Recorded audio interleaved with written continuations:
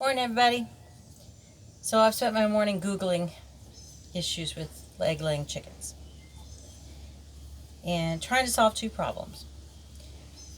Since adding 6 egg layers that were from I guess they call it a farmhouse, basically they don't know how to perch, and they were,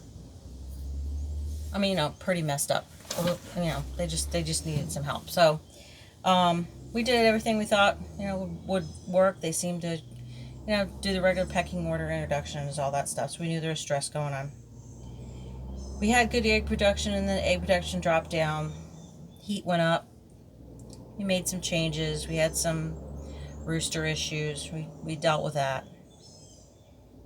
But they haven't been quite right. And now we've got a lot of soft shell eggs and questionable poo.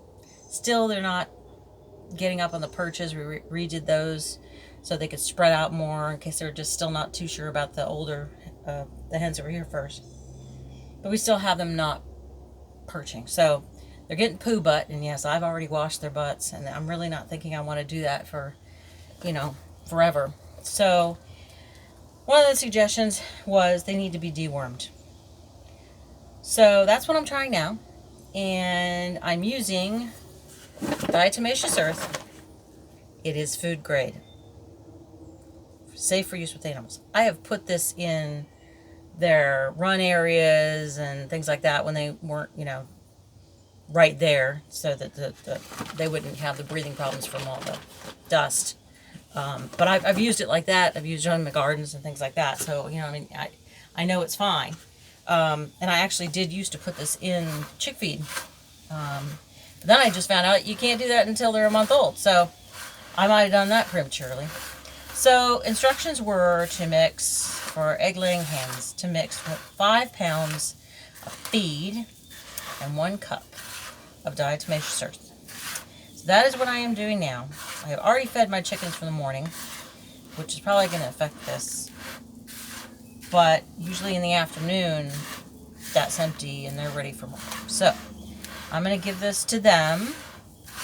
And hopefully everybody will eat it, because I think I know exactly who, at least this morning, laid a soft shell egg. Her name is Lucy. So hopefully this will help with the problem. I know other suggestions were to give them oyster shells, which I did. I used to do that. I gave it to the Rhode Island Reds when we first got them.